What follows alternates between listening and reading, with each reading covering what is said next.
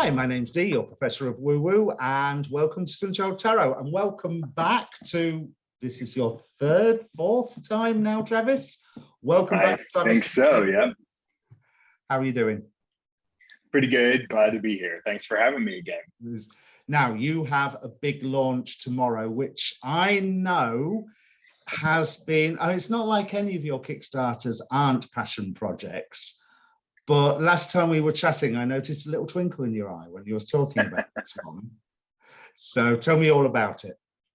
So I have wanted to create this project since 1991, when I was about 11 years old. There's a movie called Ghostbusters 2, and in the movie, they talk about a book called Magicians, Martyrs, and Madmen, and they use it to get information about the main villain, Vigo the Carpathian. And being a kid, I was like, oh, I got to get this book. It sounds amazing. So that book doesn't exist. It's a fictional title. And I resolved to someday write the book myself. Well, I'm happy to say I've not only written the book, here it is, I've also created a tarot deck to go along with it. So I've literally been working on this in some form since, like the early 90s. And what's it, 32 years later, 33 years later, it's finally ready to go to print. I'm launching the Kickstarter tomorrow, 1st of July, and really, really excited to finally get this out there. Now, it is safe to say with Travis's decks, take this one, for example, the amount of information and the amount of, I'm still learning my way around this one, because you can use it like an ordinary tarot deck, but when you've done all this historical research and you're able to put the context, it's like when you get a deck of cards about a mythology that you're not in the slightest bit familiar with. It is so worth having that juicy background for each card as inspiration, not necessarily for the message that you are giving. As a tarot reader, you see the message, but giving you the tools to translate it, just as much as using the legends of the gods within Hellenistic astrology. You can say this will cause difficulty this way, and this way, but actually let's talk about Eros and Psyche, and then that explains it far much more. So I assume this one is going to be an information-heavy deck again.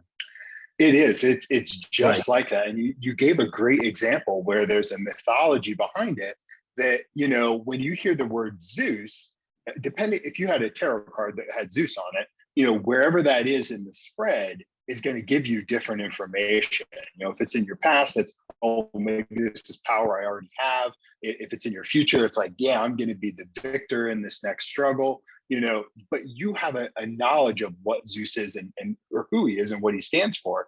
There might be somebody like, for example, the Marquis de Sade in this deck is the Sun card, is the Marquis de Sade. Oh, really? Why did I pick him? Well, because the Marquis de Sade was a nut, but he took great joy in what he was doing. And so the Sun to me is a card about joy. It's about, being who you are, embracing yourself, and who better to encapsulate that than the Marquis de Sade. And being seen, yes. That's right. So every card is like that. When I've been doing sort of practice readings for myself with this deck, and I'm shocked at how, I lay out the cards and it's not just, what the Five of Cups means and what the image that I've created is.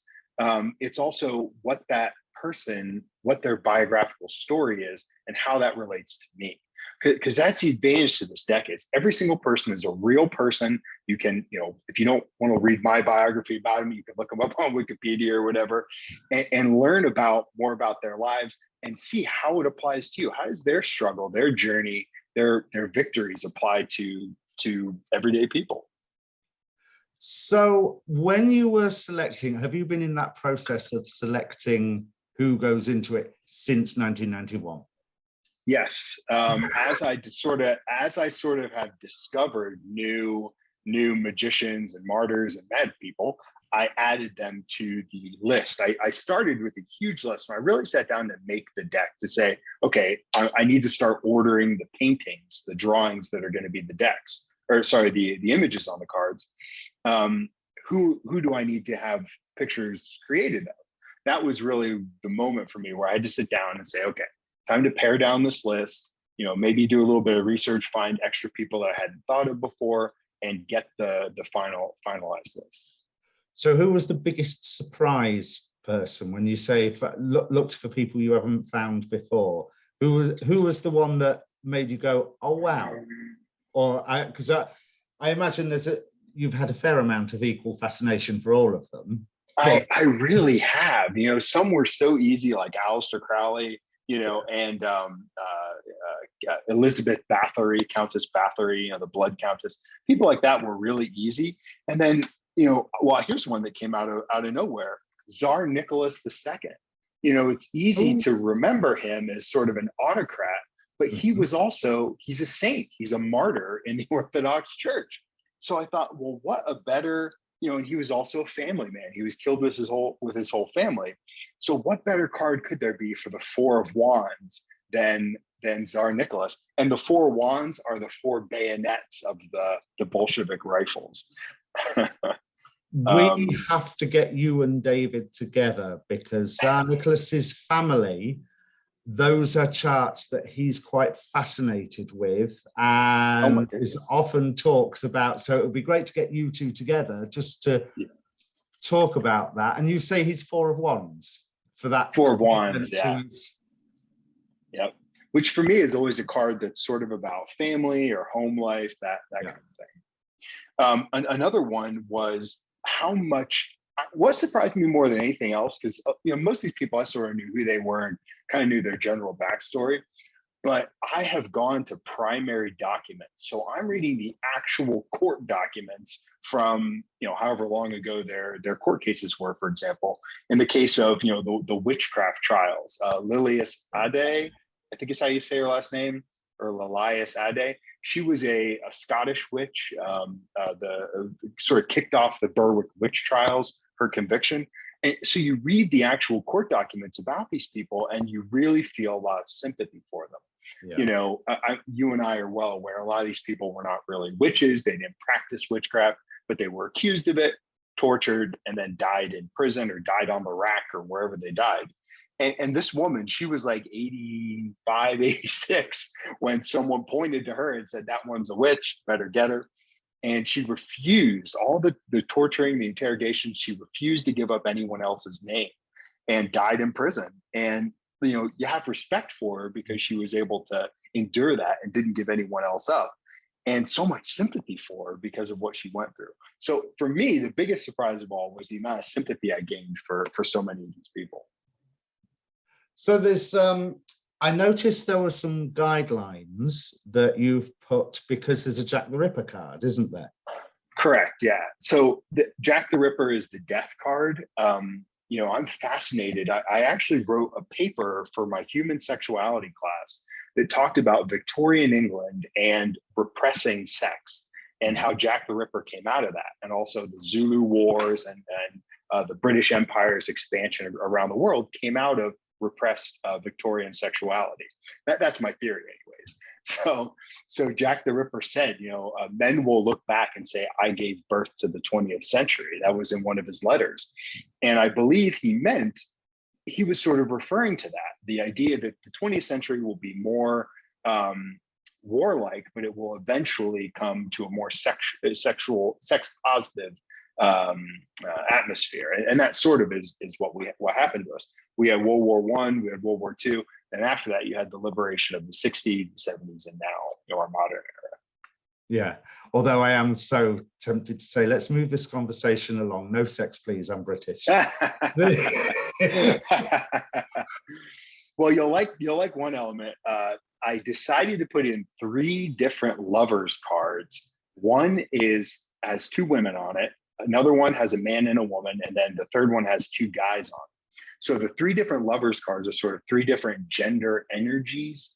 If you're feeling particularly attracted to a woman and you're a man, you could just use the straight lovers card, if you will, which is Eva Peron, Evita, and her husband Juan Peron. And then the male lovers card is 2.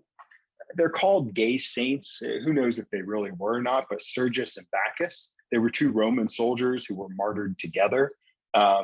And then the two female card or the female lovers are Eva Carreri, who was a psychic medium from Paris, and she would perform seances in the nude.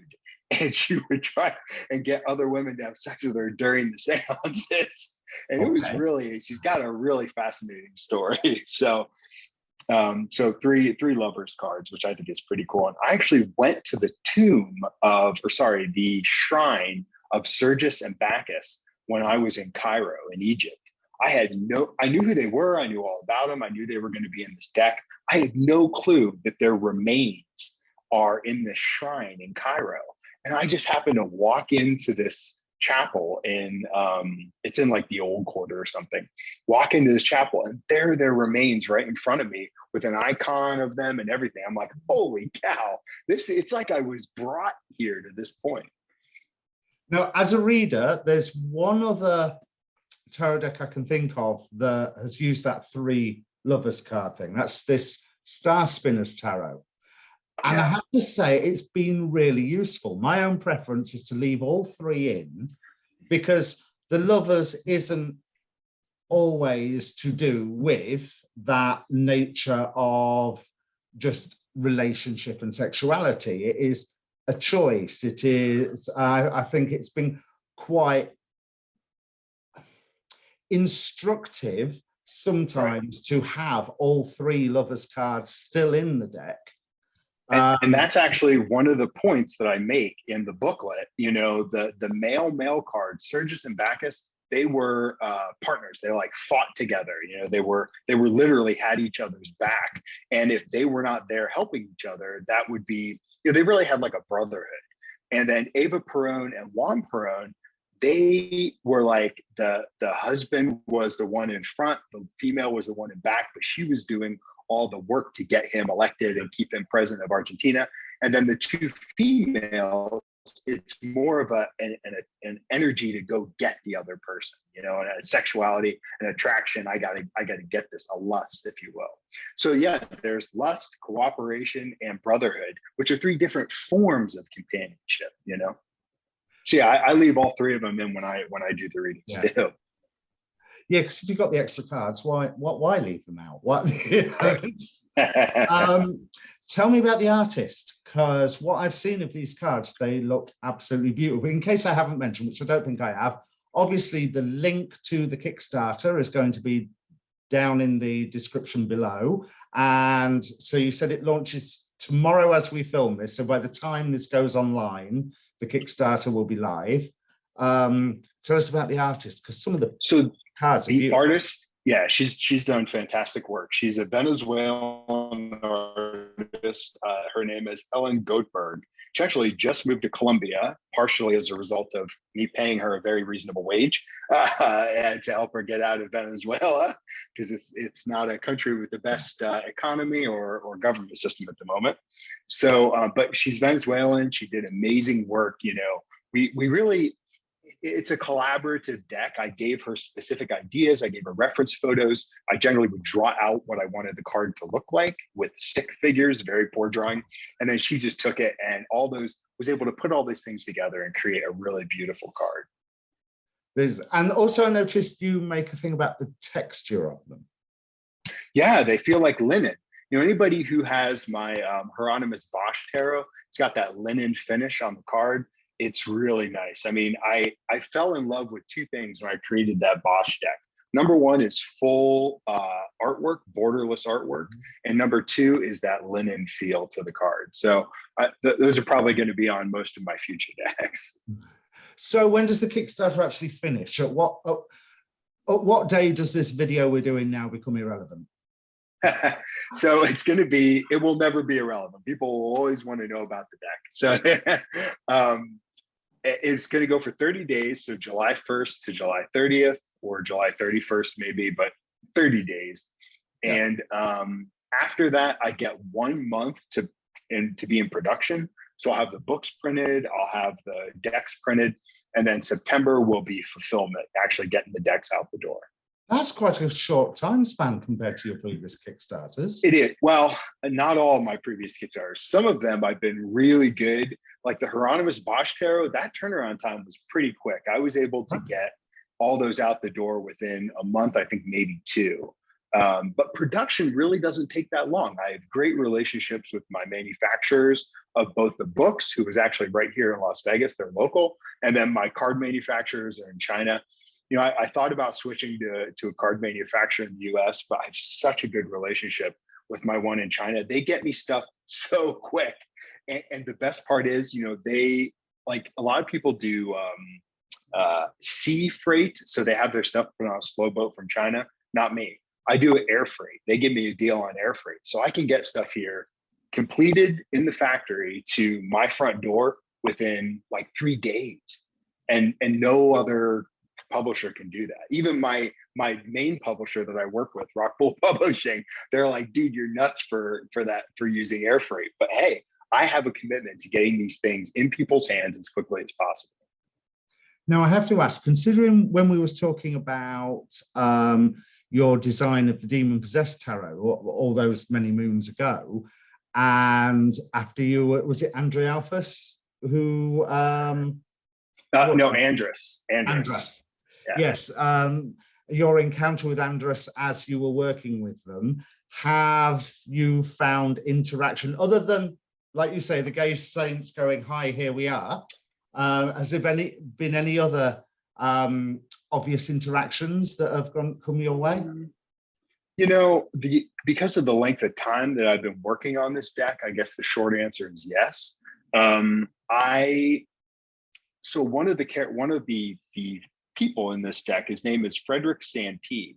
In here, he is the Page of Cups.